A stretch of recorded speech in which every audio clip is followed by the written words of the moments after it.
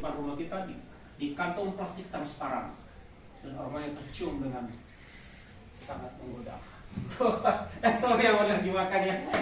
Sorry yang lagi makan di belakang. Gak apa-apa ya. Begitu melihat satu kantong plastik kotoran. Ada ya orang ngasih kayak gini ya? Ada orang yang ngasih kayak gini ya? Ada. Oke. Sumpah parah banget yang naruh. Oke. Ihan. Iya, sampai roba bau banget. Ahnaf, kira-kira Ahnaf kalau nemu teh sapi buka pintu, nemu teh sapi depan rumah, kira-kira Ahnaf ngomong apa? Abi yang hilang di. Oh. Nadia. Ya, ngomel-ngomel, kira-kira contoh ngomel-ngomelnya apa? Ngomel. Ya, siapa? Kamu nak? Gila siapa nih? Jelas siapa ini? Oke. Bingo banget. Bingo banget. Lanjut. Kan sakit orang. Iya Allah. Oke. Bunda Tata kira-kira Bunda Tata apa? Ngomong dia semua. Ya Allah ya Rabbi. Udah Rama kira-kira Bunda Rama. Saya. Astagfirullahaladzim. Ya kan kira-kira kalau ada ngelantai. Kalau saya panjang ya. Oh panjang ya. Berarti bikin studi kasus langsung. Kalau pas buka pintu ketemu hal seperti itu, pertama pasti kita kaget karena sebagai pekerja. Nah, pastinya menurut saya itu akan dipindahkan karena itu adalah pupuk. Ya kan? Sementara sapinya kemarin kita makan. Oke. Buya Halis kayak gitu. Iya. Tapi ungkapannya yang keluar dari lisan sendiri pupuk. Bunda Ira, kesama tim ini nggak apa? Tim pupuk keras buka pintu. Buya Suhada kira-kira Buya Suhada. Wow, mantap. Zaki, kira-kira apa Ki? Dicontohkan sama Bu Yevani terkait proposal.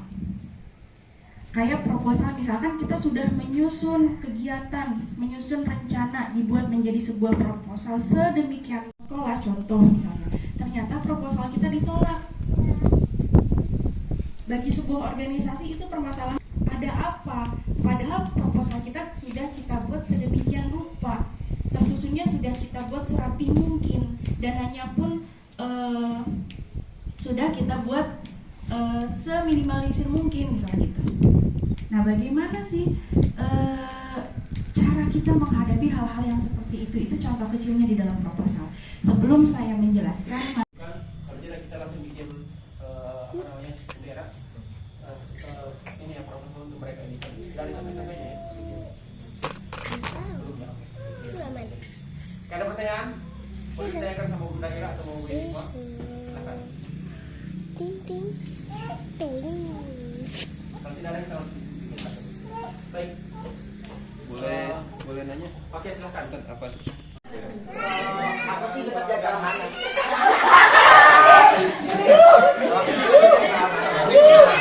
Amanah merupakan sesuatu terberat di muka bumi ini. Terus kalau misalkan ngira kalau kita nggak pulang, ntar kita jadi anak durhaka. Terus kata orang-orang, nih bocah anak durhaka nih orang tua sakaratul maut meninggal nggak datang. Dengerin, Buya Holis kan pernah maju bilang kalau kita pengen sukses jangan dengerin kata orang lain. Iya. Sir wala takib. Maju terus, jalan terus, pergi terus. Mana lagi?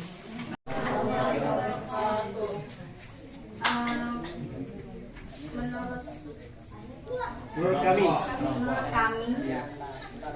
Kami memutuskan untuk pulang Dengan alasan. karena gimana ya? Memiliki keputusan karena kita ngebayangin anggap aja itu diri kita yang sedang ada di posisi itu. Tentu otak manusia pasti ingin langsung balik.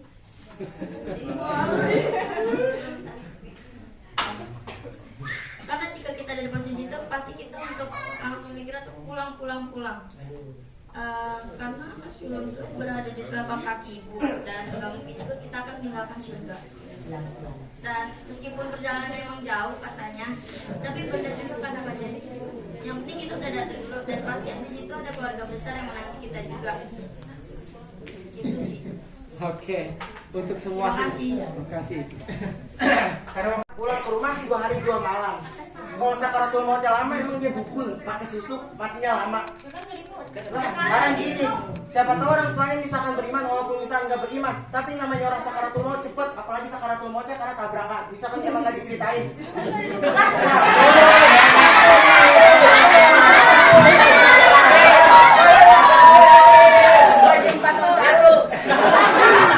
Oke, ada. Karena mikir dulu, misalkan 2 hari 2 malam buat ke rumah orang tua, siapa tahu kita udah ninggalin kuliah kita, pas kita datang sana orang tua meninggal. 2 hari 2 malam sakaratul maut lama banget, kesian. Tapi kalau ibunya yang berharap Makanya buat dia anaknya tidak. datang pasti nggak bakal dicabut dulu sama Allah karena Loh, kita kadang so tahu. tahu. Jangan didahulukan pada Allah. Jangan didahulukan takdirnya Allah. Bukan kita nggak bisa dimakan bang. Tapi kan juga nggak ada yang tahu kalau orang tuanya bakal sakaratul maut sampai 7 hari. Iya, itu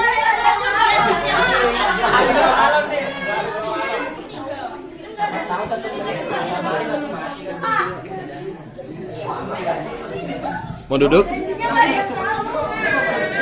Dari cerita tadi Bu Yai mah bahwa mahasiswa ini udah pengen tinggal nyerahin kertas skripsinya doang, udah habis itu udah lulus, nggak usah tinggal nunggu kelulusan, habis itu kan pasti bisa pulang. pengalaman kita yang ujian akhir itu ada yang gagal atau pasti lulus? Pasti lulus revisi atau paling tidak minimal nilainya C atau inilah tidak dapat IPK ini. Ada cluenya pasti lulus sebenarnya. Pasti lulus. Namanya orang jadi kita bicara fakta ya. Kita bicara fakta. Biasanya orang yang kuliah itu ujian terakhir itu nggak diceritain Bu ya bahwa ibunya akan meninggal di hari itu juga.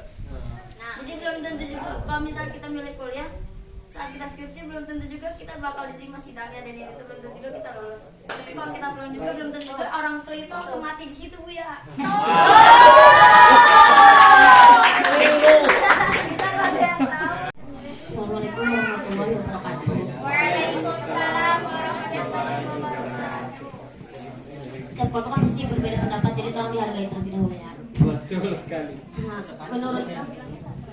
menurut pendapat kelompok 3, kami memilih jawaban untuk pulang ke rumah dan datang menemui sang ibu. Dikarenakan jika kita mengejar akhirat, insya Allah dunia akan mengikuti. Lagi pula dalam hadis disebutkan al-jannatu tahta aqdamil ummahat, yang artinya surga itu berada di bawah telapak kaki ibu. Jadi lebih baik berbakti pada orang tua daripada harus memilih untuk melanjutkan program studinya. Karena urusan di dunia hanya bersifat sementara, sedangkan di akhiratlah yang bersifat selamanya. Meskipun ibunya menitipkan amanah kepada sang anak. Assalamualaikum warahmatullahi wabarakatuh. Dicap gitu, nih anak durhaka nih nggak datang orang tua yang meninggal nih, apa kita dicap? Itu kan cuma gara-gara nggak datang kita dicap jadi anak durhaka. Hah? Tapi kan itu Pendapat orang lain, hanya stigma masyarakat. Pendapat tetangga, maka dengarkan dengan baik. ya. Ya, dia untuk kasih. Saya seorang ibu karena itu nggak akan pernah apa sih besar bakal selalu di akhir loh, dan itu apa sih nggak akan terulang kembali. Jadi itu nggak akan terulang kembali kan nanti cuma sekali. Jadi cuma sekali. Tadi antum ngomong gini, menemani apa? Dunia itu hanya sifat sementara. Cuma nemenin orang tua sakaratul maut karena nggak terulang lagi. Mending nemenin orang tua sakaratul maut di dunia apa nemenin bersama di surga? Nah ya udah. Kenapa tuh milih di dunia? Karena mati cuma sekali. Benar. Ya, kita ambil coba ini aja Bu ya. Di sini kan ada yang kuliah nih. Coba saya mau tahu Bu ya jawaban dari sudut pandang sebagai mahasiswa dari alumni TI ya. Kakak Jahit. Tapi ibu sakaratul maut. Sebenarnya kita juga harus ngelihat skala prioritas sih. Kan kalau dari apa ya, skala prioritas kita harus mengutamakan orang tua, keluarga gitu. Kalau kuliah kan masih bisa dinanti-nanti. Kalau keluarga juga kan ya itu keluarga kita. Walaupun kita juga kayak udah kesana, walaupun 2 hari ya, 2 hari 2 malam. Itu juga kan kayak kita dari sini kesana juga udah berjuang, ngebantu orang tua lah istilahnya, bertekad. Terus walaupun kayak kita di sana orang tua juga udah meninggal, udah di segala macam, yang penting kita udah kesana aja dulu, mencoba utamakan aja keluarga, karena skala yang diutamain adalah keluarga. Balik lagi ke skala prioritas, itu sih menurut saya. Taklim. Diskusinya kita kasih kesempatan dulu kelompok kelompok 2 ya, kelompok kasar untuk kasih itu ya. Argumentasi. Itu dengan argumentasi yang berbeda ya. Mungkin pilih salah satu amanah. Nah, kita bisa ngejalanin amanah, setelah itu kita bisa kedepannya berusaha menjadi anak yang soleh atau soleha dan bisa jadi penolong buat orang tua.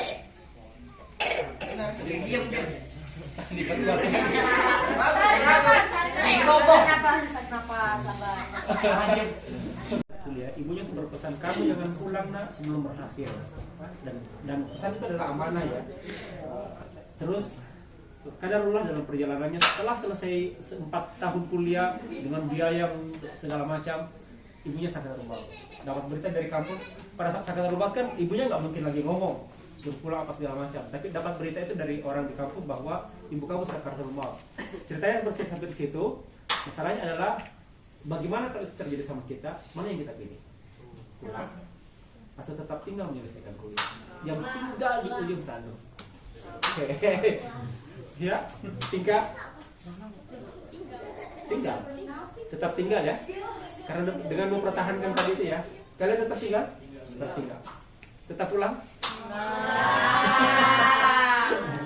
Oke.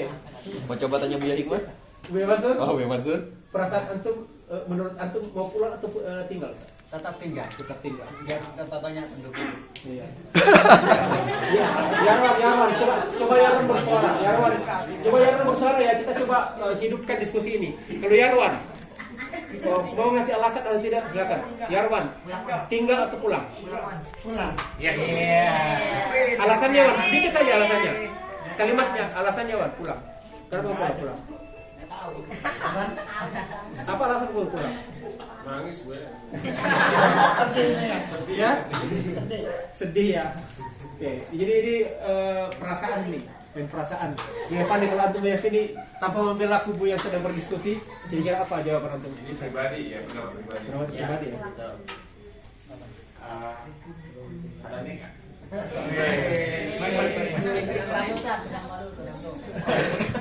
Pegang palu Ini penengah nih. Baik, terima kasih. Setelah kami coba mengamati dari sebuah cerita ya, yang di sebuah permasalahan yang disampaikan oleh Terkait seorang anak yang sedang menyelesaikan kuliah dan hanya tinggal 1 langkah. Iya, betul. Ya, menyelesaikan kuliahnya untuk ujian munakasah. Sementara itu adalah amanah dari orang tua. Menjaga amanah itu juga termasuk hal yang wajib, karena dinyatakan di dalam Al-Quran amanah itu akan diberikan kepada orang yang sanggup, dan seperti itu. Kemudian apakah memilih untuk pulang seperti itu? Dari jawaban santri, kalau saya lebih cenderung memilih pulang. Kenapa seperti itu? Karena ini merupakan bentuk bagian dari bakti kita kepada orang tua. Ibulah yang mengandung kita selama 9 bulan, menyusui selama 2 tahun. Ya. Kita mau kasih berantem di Buya Mansur sama Buya Panin. Biar sini. Ada sini.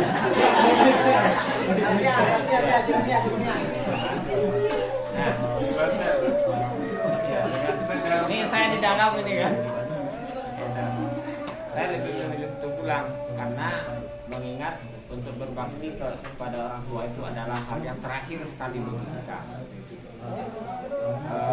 Betul yang disampaikan oleh santri tadi ya, 3 kelompok bahwa surga itu ada di bawah telapak kaki ibu. Kalau terkait dengan masalah akademis seperti itu, apapun yang ada di dalam pikiran kita, ekspektasi kita itu nggak bakal pernah ketemu sesuai dengan yang kita bayangkan. Buya sampaikan, Buya saat itu lagi dalam keadaan KKN, dikabarin oleh keluarga dari kampung, bapak kamu dalam keadaan sakit, itu 7 jam perjalanan ke rumah. Langsung saya berangkat pulang, KKN ditinggalkan, izin ke kepala desa seperti itu, sama ketua RT RW. Sampai di rumah saya menemukan kuburan. Ini pulangnya tadi 2 hari 2 malam. Ya, jadi apa yang terbayang di dalam pikiran kita itu nggak bakal pernah ketemu. Ya, dibilang sedih pasti karena kita manusiawi, begitu kan. Tapi ingat mungkin kalau untuk kuliah itu kita bisa tempuh ini ya. Coba kita ajukan ke pihak kampus, bisakah kita ditunda? Biar rasa kampus menerima dengan kondisi darurat seperti itu, gitu kan? Munakasa di TI, gitu kan? Walaupun dia nggak masuk belajar, tapi munakasa tetap lulus. Nah, wisuda itu kan jangan bawa ke TI-nya ya. Iya, Yang itulah. Ini kasusnya beda. Iya, betul contoh. Iya, gitu kan. Kalau TI kan penuh kebijaksanaan ya. Jadi sudah kuliah selama 4 tahun, nyampe di Munakasa nggak mungkin itu tidak diluluskan. Buya lebih memilih untuk pulang. Ustaz ada jadi perhatikan kalau saya lebih fokus ke temanya ya. Kan, jangan pulang sebelum kamu berhasil. Jangan pulang sebelum kamu berhasil. Mungkin titik kalimat apa namanya, Bu Yufani memilih pulang. Sebenarnya ini hanya untuk memanaskan kursi musyawarah kita. Oke. Poinnya berarti pulang. Poinnya semua ada 2 kemungkinan sih sebenarnya. Antum maksudnya. Ini kan sebenarnya. Mulai deh, ayo.